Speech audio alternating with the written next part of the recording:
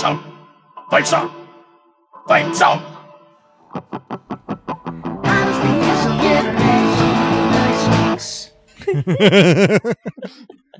And welcome to Dice Bugs, listeners. This was a wild one, and these peaks are likely to be brief, but hopefully packed with nutrients. This was Salvation, Blessed Are the Ultraviolent, one of those games that Erica Chappelle sort of made and just like posted to Twitter when it was still called that I just kind of bookmarked. And we were keeping in our pocket for, a kind of one-shot filler slot. And boy, oh boy, this was really amusing. I had a lot of fun. I was more than amused. This was good. I was like, the system is sort of designed to avoid you trying to create pathos, right? It's like a joke about how a lot of that stuff is kind of pretextual. Mm-hmm. But I had a personal goal to inject some pathos anyway, without sort of violating the spirit of the game. And I think we extremely pulled that off. Yeah, no, it was fascinating to see more or less the three of you and not really me going full, like, emotional evocative with this, where I was just over here going, yeah, how many weird ways can I kill shit with magic? Which, Those were fair, totally within the spirit of the game. Yeah, it rounded it Oh, out for in sure. a very nice way. Mm-hmm. Yeah, no, I like that my character felt like a sort of counterbalance. Mm-hmm. I enjoyed the bird imagery too. The British imagery was really Thank good. you. All the imagery I was really regret good. that I never got to fire the shell with all the swans in it. Oh man, that would have been good. If ever there were a reason to revisit a system, that's it. I thought it was kind of weird because, I mentioned to Robin in side chat that anytime Kane fired a bird from the shotgun, I would take a feather from it and add it to my collection. That's very good. I was going to say, I thought the way you were stepped back a bit was kind of great, given the fact that your character's crime was being Ace. Because it's like, yeah, I don't know, it felt emotionally like, I don't know, when you're in that teenage KEWL cool thing and there's something everyone's stoked about that you can't participate in, right? That like weird alienated, you're still welcome, but you're not all the way there kind of feeling. I thought it felt like that. That was one of the things that I was sort of going for a little bit. Mm-hmm.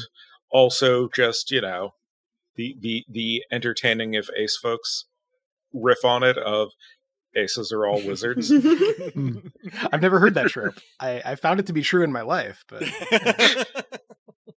like my geeking out about the birdness aside of your character, I really liked the concept and the kind of like disembodied hands and all the different flourishes and the mask.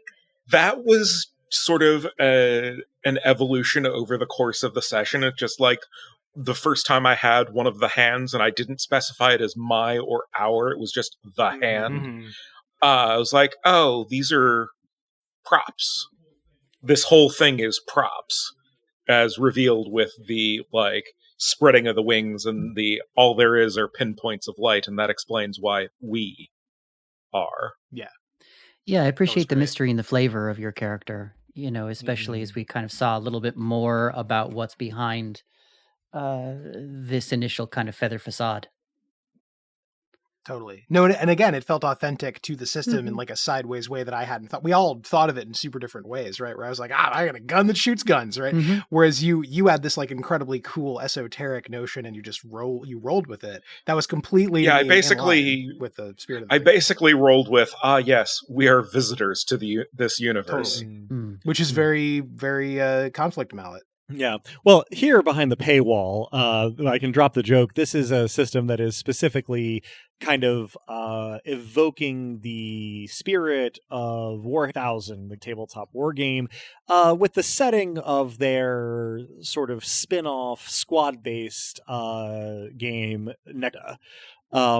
And the idea is sort of that as a designer, Erica Chappelle is not very much in the mold of like the dungeon game, the Dungeons and Dragons Pathfinder kind of milieu is one of the criticisms leveled at it is that it is at its core a set of settler colonialist assumptions. There are certain things that it is just okay to kill and to rob and to take over from. And so this takes the sort of Warhammer thing and the Dungeons and Dragons and its descendants thing and just sort of basically goes, we're going to remove the pretensions from it and we're going to make it so no top to be over that it sort of wraps back around to being parody. And so if I can initiate the chain here, my high for this was seeing how each of our 4 players took that remit in a different direction, looking at the source material, the rules, the images I linked in chat, and just deciding what all that meant to you, and the fact that none of us were congruent in our assumptions. Absolutely perfect. No notes. The only low I can think of, because this was mostly all highs, when we entered the room where we could not see any foes right away, my very first thought was to take an action to just fire wildly at the ceiling, which, as it turns out, was where the foes were. So I wish I had done that. That would have been very funny. But there was room for a characterful moment there. I forget exactly what I was doing, but like what I did was cool. But like that would have been a fun moment if I had followed through. My low, somewhat selfishly, is that I got so close to 50 dice. I hit 48 dice. 10 million HP planet has left you greedy. Yeah, my low was... I mean, Nick did basically watch me, like, look at the rules and go, this is how to min-max these stats.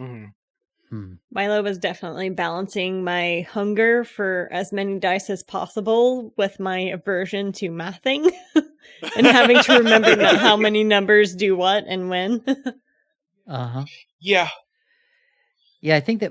I think I was somewhat saved by my secondhand exposure to war games at various points in my life. So I'm familiar with the whole 3-up, 4-up, etc. things.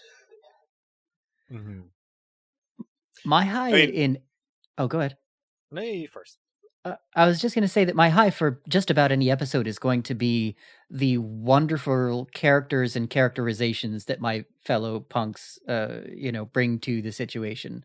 But if it is useful to have a unique high and low, then I feel like my low is that I regret that I didn't have the headspace to integrate more character building during the slaughter.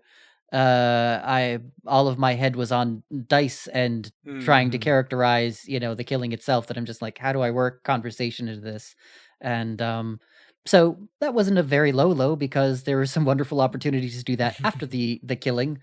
And I so appreciated as a high just the way FMK really took over the zeitgeist of what we were doing. My high was the tortured flexibility of that paradigm for living and how it became almost poignant. Oh yeah. Actually, no, it had active poignancy by the end. Yeah, my high was that thanks to the skill and talent of the players around me, what started as a gag turned into something that spanned the entire one shot. Yeah, no, you gave us the theme. My actual favorite thing very in well done. Any piece of fiction is when something that starts as a joke or a small detail pays off as like the payoff of the story. So whenever we can make that happen, to me that's the best.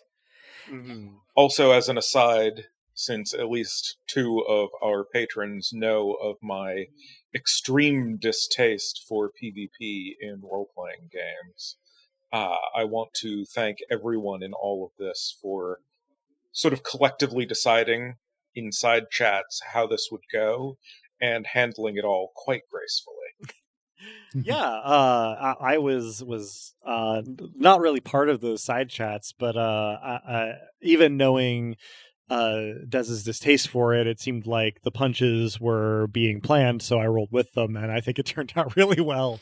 So kudos to all my players for that. The bit of outright PvP at the end was like the most like, I don't know, like emotionally resonant thing we've done in a while. It was heart-wrenching. Yeah, it was good. Heart-wrenching with gunchucks. Right. Which, if anything is going to wrench your heart, I think gunchucks are going to do it. Pillars of the story: wrenching emotions, gunchucks. That's what we got. Yeah, no, like if the Trader Legion had not taken our offering and volunteered beer, it definitely would have been just like, okay, I pull the ceiling down on us.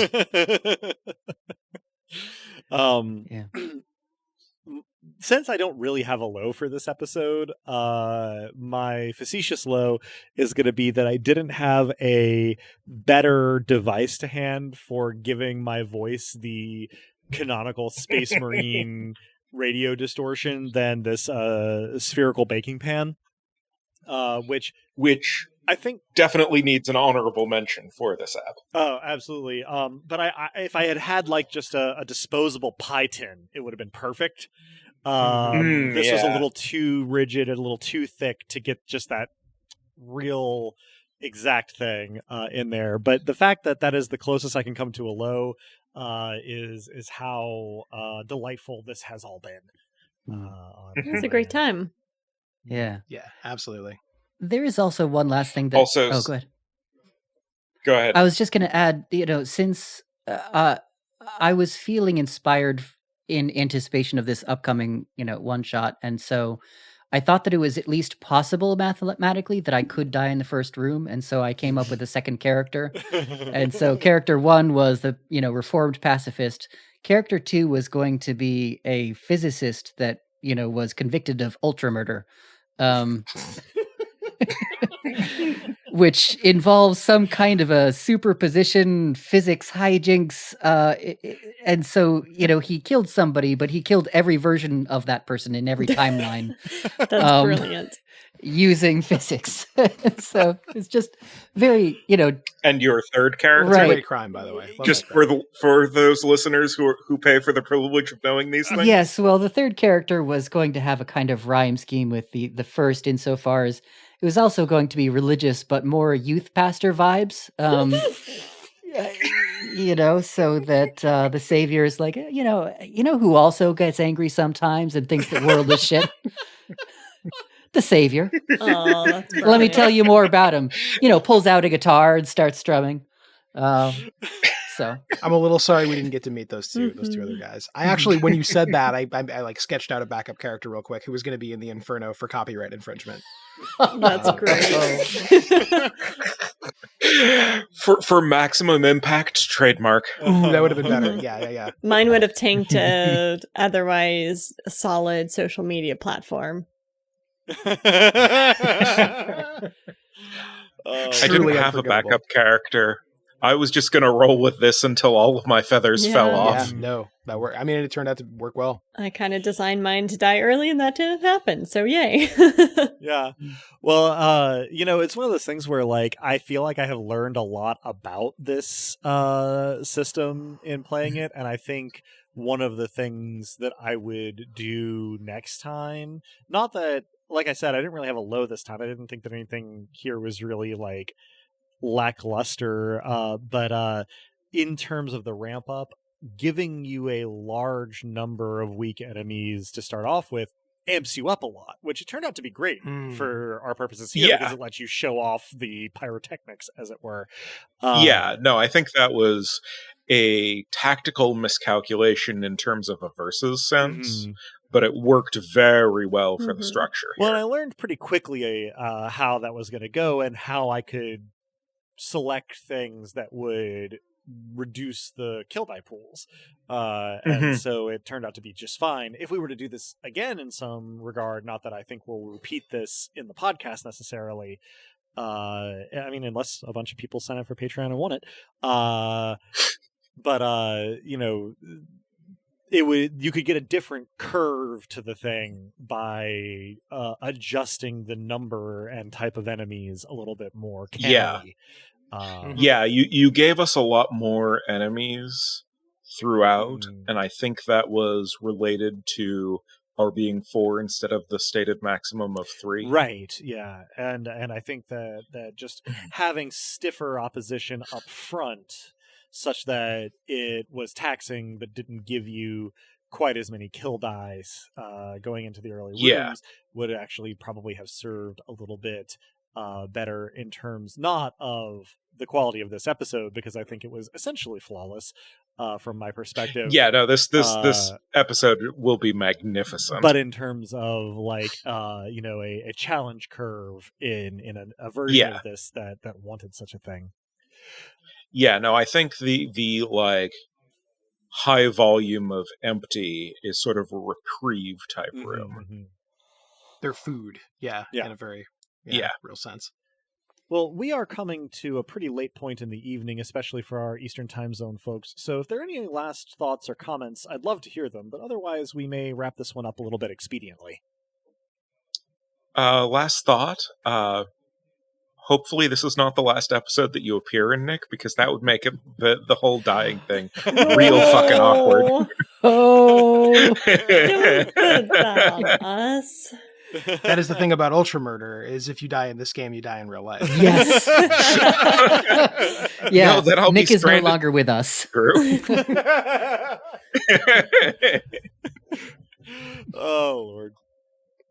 No, we'll say that it was very appealing, like to get like the fact that the system reflects on all of the settler colonialist logics of RPGs, but does it in a way that absolutely refuses to intellectualize it. That was great. I think we hit the tone well. So yeah, you covered it. I just wanted to yes and that because we dove into other highs. It was a fun time. It was a very fun time. Surprisingly, not our most violent episode, but definitely the one with the most swearing. Funny enough, yeah. It's up there for most violent. It's top 3. Although a lot of the kills, because of me, I think were more sort of artistic and conceptual than like we will now rend them limb from limb. Yeah, I feel like there's a version of your character who was like the mid-boss from the Evil Within 2, where you were just like doing murder as art rather than doing art as murder. That would have made this a little bit more I mean, in this way there's a conceptual continuation of Robnet. You're not wrong. Yeah. See that. But I don't no great loss. This is still definitely like top 3, maybe 4, depending on how you're rating it. Body count, it's only, in terms of sheer body count, it's only rivaled by the ones where we destroyed all life in the universe. But like the huge scale of it in a weird way. We shut down the universe twice. We committed deicide and associated ontological war crimes, and we killed all the gods. Right. But all of I think those things all of the gods, but not all of reality. Those I think are the higher body count episodes. Those are bigger violences conceptually, and also just the sheer scale of this one meant that although a lot of beings were dying, it was sometimes less visceral than tearing one specific cop in half or whatever. Neck meat. Neck meat. Indeed. I set the tone early. Indeed. Well, right. Dear patrons, thank you very much for giving us your money and for tuning into this. I know this one's a little on the short side, but hopefully you feel that it was still worth it. Thank you for coming along on our one-shot rides as we gear up for Hardwired Island on the other side of Unknown Armies. I don't know exactly when this one will go into the feed. We're probably actually about to briefly discuss that. But whenever you hear this, we love you. We do love you. Thank you for giving us money. We will continue to pay you in blood. We love you, and blessed are the ultra cool, which are all of you. Yeah. Thank you for listening, folks. We do love you, and murder is sometimes an art form and sometimes merely a necessity. Love for the love god. Thanks for the patrons. What better note Nice, to end Nick. on?